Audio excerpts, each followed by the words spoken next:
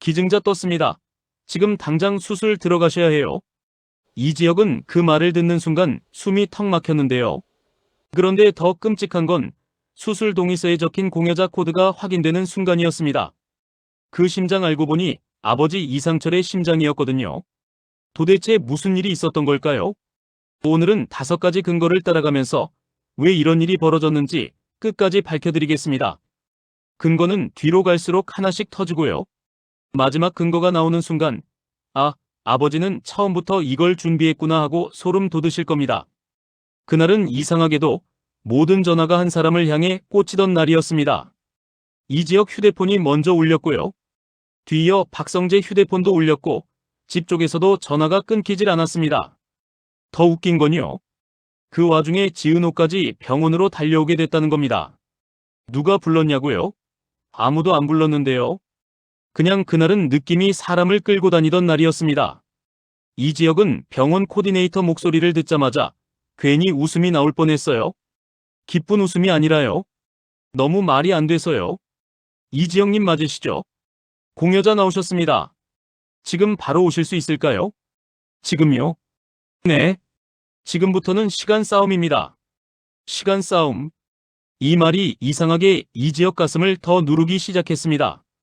기적이 왔으면 보통 숨통이 트여야 하잖아요. 근데 이지혁은 오히려 숨이 더 막혔어요.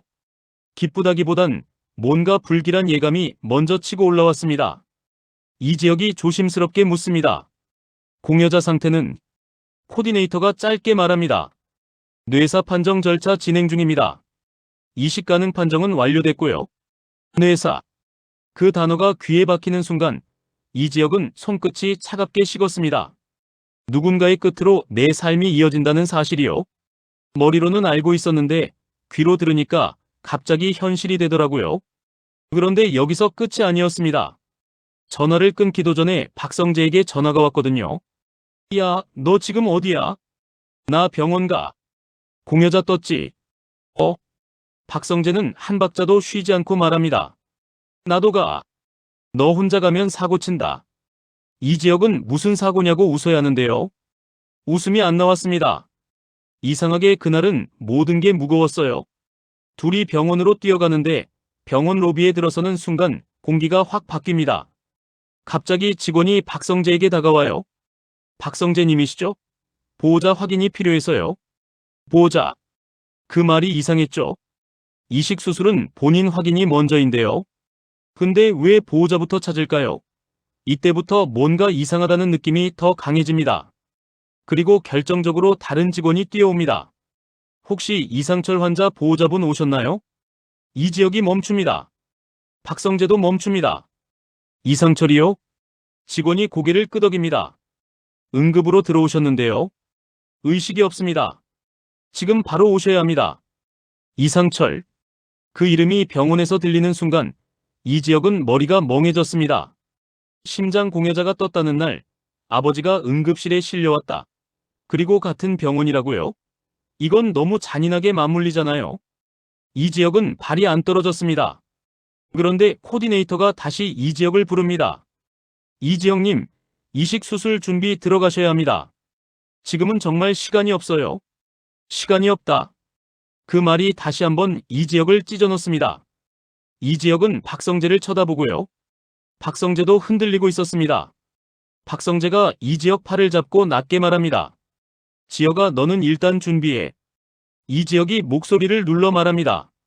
아버지부터 봐야지. 너 지금 수술 놓치면 끝이야. 그럼 아버지는? 아버지는 지금 의식이 없다며. 둘이 말이 부딪히는데요. 그 순간 지은호가 숨이 차서 로비로 뛰어들어옵니다. 선배, 무슨 일이에요? 지은호는 이유를 설명해달라고 하지 않았습니다. 왜냐하면 이지혁 얼굴을 보는 순간 이미 알아버렸거든요. 이건 좋은 일이 아니구나. 이건 사람이 버티기 힘든 일이구나. 이지혁이 겨우 말합니다. 아버지. 지은호 표정이 굳습니다. 그리고 말없이 이지혁 옆에 섭니다.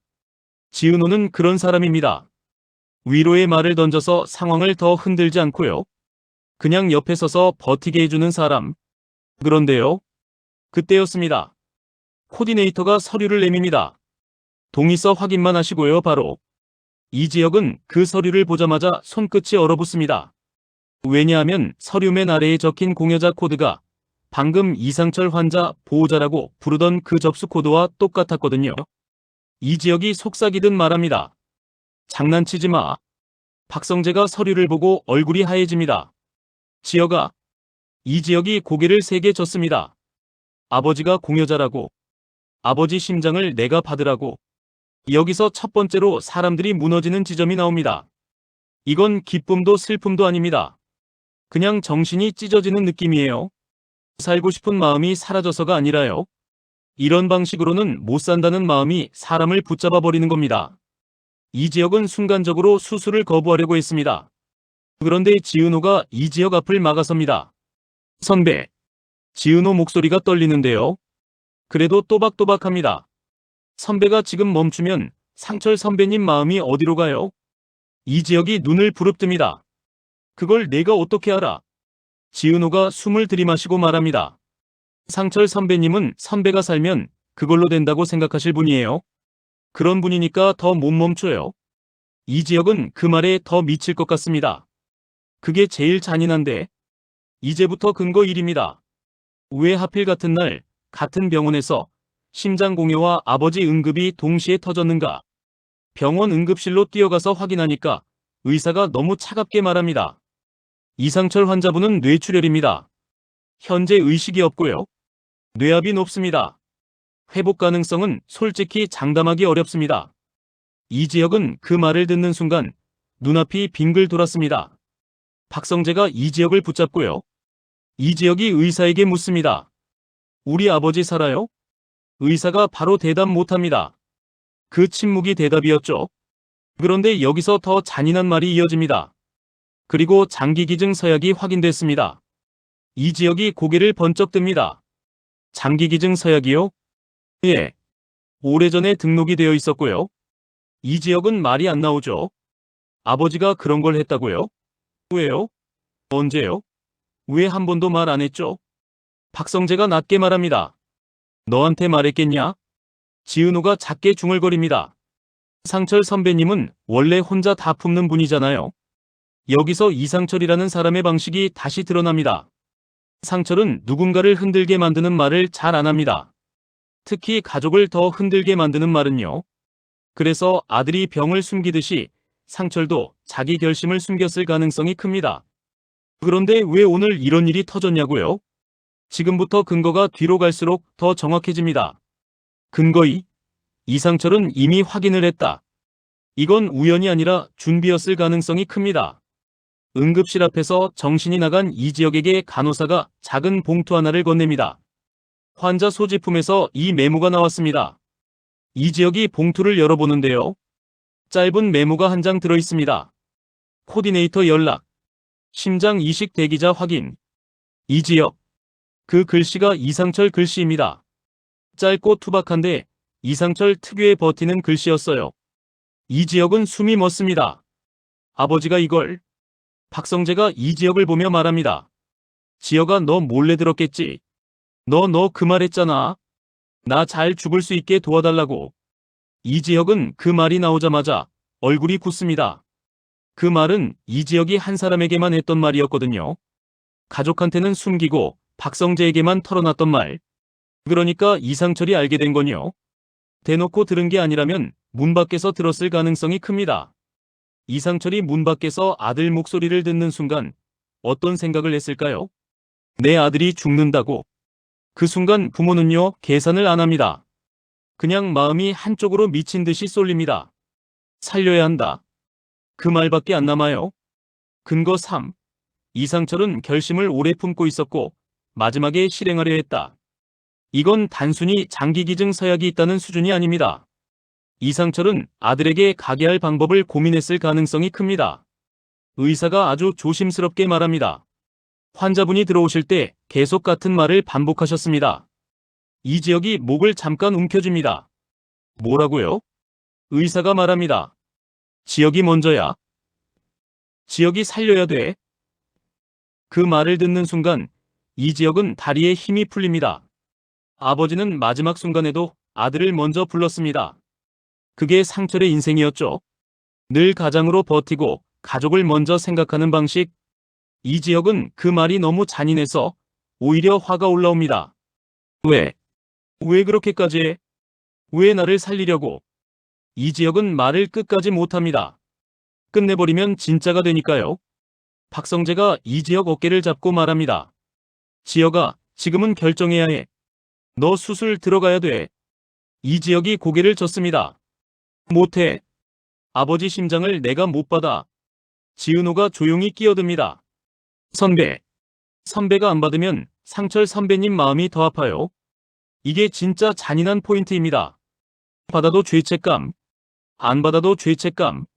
이지혁은 지금 어떤 선택을 해도 살아있는 죄인이 되는 느낌이었을 겁니다. 근거사. 이상철은 이미 아들의 병을 알았다. 그리고 그 순간부터 흔들리지 않았다. 사람이요, 자기 인생이 무너지는 걸 보는 것보다 더 무서운 게 있습니다. 내 자식 인생이 무너지는 걸 보는 거요. 이상철이 그걸 듣고도 가만히 있을 사람인가요? 아니죠. 상철은 평소처럼 티를 안 냈을 겁니다. 그냥 밥 먹자고 했을 수도 있고, 그냥 요즘 얼굴이 왜 그러냐고 툭 던졌을 수도 있어요. 근데 속으로는 다 결론을 내렸겠죠. 내가 할 수 있는 건 하나다. 그 애를 살리는 거다. 그 결론이 무서운 이유는요. 상철이 그 결론을 내리면 흔들리지 않는 사람이거든요. 말로 떠들지 않아요. 감정적으로 울고불고도 안 해요. 그냥 조용히 준비합니다. 그래서 상철이 했을 법한 행동들이 하나둘 연결됩니다. 장기기증 서약 확인, 병원 코디네이터 연락, 아들 대기자 코드 확인, 혹시라도를 대비한 메모 남김. 이게 우연일까요? 이건 한 사람의 결심이 만든 흔적입니다. 근거. 이상철은 마지막까지 아들이 자신을 미워할 걸 알고 있었다. 그래서 먼저 막아두려고 했다. 이게 마지막 근거고요. 이 근거가 나오면 이지혁은 더 이상 버티기 힘들어집니다. 수술실 들어가기 직전 간호사가 작은 종이를 건네요. 환자분 소지품에서 이 메모가. 이지혁이 떨리는 손으로 펼칩니다. 지혁아, 아버지가 미안하다. 근데 아버지는 내가 살아야 한다고 생각했다. 그게 아버지 일이다. 너는 내 삶 살아라. 그리고 너를 미워하지 마라. 너를 미워하지 마라. 이 한 줄이요. 이지혁 가슴을 그냥 찢어버립니다. 왜냐하면 이상철은 알고 있었던 거예요. 자기가 죽고 아들이 살아남으면 아들이 제일 먼저 하는 일이 자기 자신을 미워하는 것이라는 걸요. 그러니까 이상철은 마지막까지 아들을 살리면서도 아들이 망가지는 걸 막고 싶었던 겁니다. 여기까지 근거를 따라오면 결론은 하나입니다. 이건 우연이 아니라 이상철의 선택이 만들어낸 결과였을 가능성이 큽니다. 그런데요. 여기서부터 이야기가 수술 성공으로 끝나면 좋겠는데 현실은 더 잔인합니다. 수술이 시작됩니다. 이지혁은 마취에 들어가면서 속으로 계속 같은 말을 했을 거예요. 아버지 미안해. 아버지 고마워. 아버지 나 살게. 그렇게 수술이 끝나고 이지혁이 눈을 뜹니다. 눈을 뜨자마자 이지혁은 가슴에 손이 갑니다. 심장이 뛰는 느낌이 낯선데요. 동시에 이상하게 익숙합니다. 익숙하다는 게 더 무섭습니다. 그 익숙함이 아버지로 연결되니까요. 이지혁이 입술을 떨며 묻습니다. 아버지. 근데 아무도 대답을 바로 못합니다. 박성재는 고개를 숙이고요. 지은호는 입술을 꽉 깨물고요. 그 침묵이 대답입니다. 이지혁은 그 침묵만으로 알아버립니다. 아버지 어디 있어? 박성재가 떨리는 목소리로 말합니다.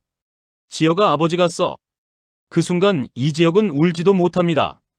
울면 심장이 터질 것 같은 느낌이 들었거든요. 그래서 이지혁은 아주 낮게 제일 위험한 말을 합니다. 내가 죽었어야 했는데. 이 말은요. 그냥 슬픈 말이 아닙니다. 사람이 스스로를 끊기 직전까지 몰렸다는 신호예요. 지은호가 바로 말합니다. 선배, 그런 말 하지 마요. 이지혁이 고개를 돌린 채 중얼거립니다.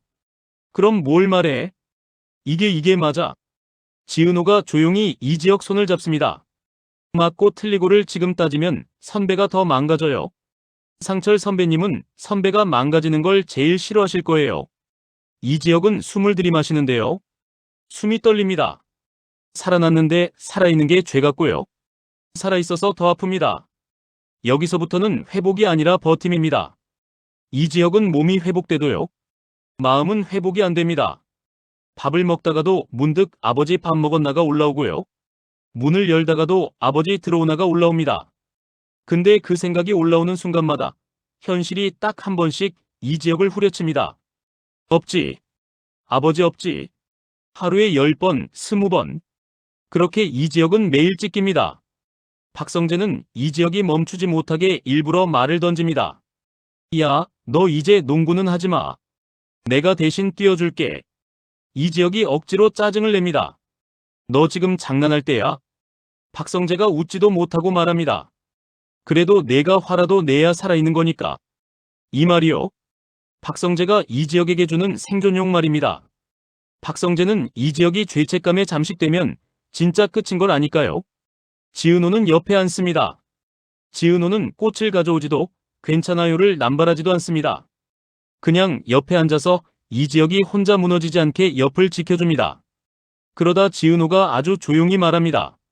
선배, 상철 선배님이 남긴 건 심장만이 아니에요. 이지혁이 고개를 돌립니다. 그럼 뭘 남겼는데? 지은호가 말합니다. 선배가 선배를 미워하지 않게 해달라고 마지막까지 막아두셨어요. 이지혁은 그 말을 듣고도 고개를 돌립니다. 왜냐하면요. 미워하지 말라는 말은 그 말을 들을수록 더 미워하고 싶어지거든요. 사람 마음이 원래 그래요. 금지하면 더 하고 싶습니다. 그리고 이지혁은 지금 자기 자신을 미워하는 게 너무 쉬운 상태입니다. 내가 살아있다. 아버지는 없다. 이 간단한 문장이 사람을 미치게 합니다. 그러던 어느 날 김다정이 병실로 들어옵니다. 김다정은 울지 않으려고 버티는 얼굴입니다. 김다정은 이지혁 손을 잡고 평소처럼 말합니다. 밥 먹었니? 그 질문이요. 평소엔 따뜻한데 지금은 너무 잔인합니다. 아버지는 이제 그 질문을 못하는데라는 현실을 더 또렷하게 만들거든요. 이지혁은 결국 참다가 터집니다. 엄마 나 못 살겠어. 아버지 없는데 어떻게 살아? 김다정이 한참 버티다가 결국 울음을 터뜨립니다. 살아서 아버지 못 가지. 김다정은 말이 끊깁니다. 살아줘. 이지혁은 그 울음에 더 무너집니다. 엄마 울음은요. 부탁이 아니라 살아야 한다는 명령처럼 들립니다. 그리고 그 명령이 이지혁을 살리면서도 동시에 숨을 막히게 합니다. 그런데 이 비극이 이지혁 가족 안에서만 끝나지 않습니다. 병원 복도에서 소문이 돕니다. 아버지 심장이 아들한테 갔다더라. 그게 가능해? 우연치곤 너무. 이런 소문이 돌면요. 누군가는 냄새를 맡습니다. 박진석은 특히 그렇습니다. 박진석은 우연을 믿는 척해도 속으로는 늘 계산합니다. 그리고 박진석은 사람 마음이 흔들리는 틈을 놓치지 않는 사람이기도 하죠. 박진석은 직접 나타나지 않을 수 있습니다. 근데 조용히 확인부터 할 겁니다. 왜냐하면 박진석은 감정으로 싸우는 사람이 아니라 자료로 정리하는 사람이거든요. 그리고 더 위험한 사람도 있습니다. 고성희입니다. 고성희는요, 남의 상처가 벌어지는 순간에 들어오는 사람입니다. 고성희는 지금 몰려있죠. 돈도, 집도, 체면도 흔들려 있죠. 그럼 더 위험해집니다. 누군가의 비극을 자기 살 길로 바꾸려고 할 테니까요. 이때 지은호는 이상하게 더 예민해집니다. 지은호는 병실 밖에서 소문을 듣고 표정이 굳습니다. 지은호 속은 이럴 겁니다. 이상철 선배님이 선택한 길이 누군가의 입에 오르내리면 이지혁 선배는 더 망가진다. 누군가가 그걸 약점으로 쓰면 선배는 더 무너진다. 지은호는 그걸 막고 싶어집니다. 근데 막을수록 더 퍼집니다. 그게 사람 입이니까요. 박성재가 이지혁에게 말합니다. 야, 밖에서 말둬라. 이지혁이 힘없이 웃습니다. 뭐 내가 살려고 아버지를. 박성재가 딱 끊어버립니다. 그런 말 하지 마. 이지혁이 차갑게 말합니다. 근데 사실이잖아. 박성재가 이를 악물고 말합니다. 사실이 아니라 선택이야. 아버지가 내 선택을 했고 넌 그걸 이어받은 거야. 이지혁은 그 말에 멈칫합니다. 이어받는다. 그 말이 너무 무겁습니다. 이어받은 사람은 이제 가벼워질 수 없습니다. 이지혁은 낮게 말합니다. 그럼 책임져야지. 박성재가 고개를 끄덕입니다. 그래. 책임져. 살아. 이지혁은 살아라는 단어를 들을 때마다 찢깁니다. 근데 결국 이지혁은 살아야 합니다. 그게 상철이 남긴 방식이니까요. 그리고 마지막으로 가장 큰 폭탄이 하나 더 남아 있습니다. 병원에서 추가로 전달된 서류가 하나 있습니다. 이상철 명의로 남겨진 간단한 문서인데요. 내용은 단순합니다. 아들이 죄책감으로 무너지지 않게 필요한 지원을 부탁한다. 아들이 살아가는 걸 멈추지 않게 도와달라. 이상철은 떠나는 순간에도 아들이 살아가는 방식을 걱정한 겁니다. 이상철은 끝까지 아버지였습니다.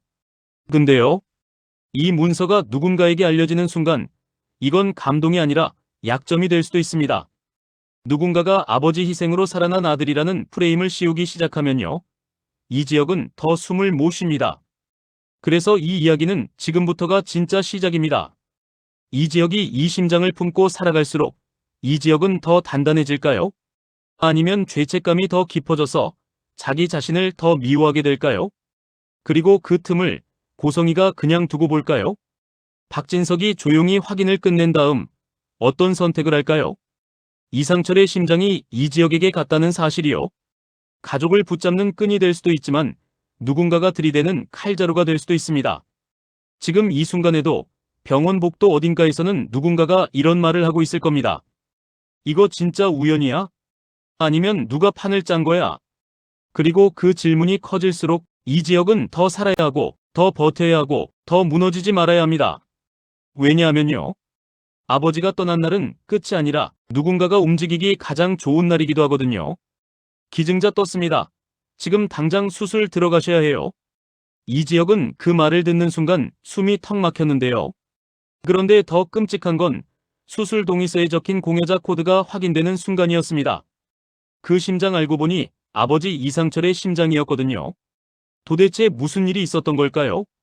오늘은 5가지 근거를 따라가면서 왜 이런 일이 벌어졌는지 끝까지 밝혀드리겠습니다. 근거는 뒤로 갈수록 하나씩 터지고요, 마지막 근거가 나오는 순간 아버지는 처음부터 이걸 준비했구나 하고 소름 돋으실 겁니다. 그날은 이상하게도 모든 전화가 한 사람을 향해 꽂히던 날이었습니다. 이지혁 휴대폰이 먼저 울렸고요, 뒤이어 박성재 휴대폰도 울렸고 집 쪽에서도 전화가 끊기질 않았습니다. 더 웃긴 건요, 그 와중에 지은호까지 병원으로 달려오게 됐다는 겁니다. 누가 불렀냐고요? 아무도 안 불렀는데요. 그냥 그날은 느낌이 사람을 끌고 다니던 날이었습니다. 이지혁은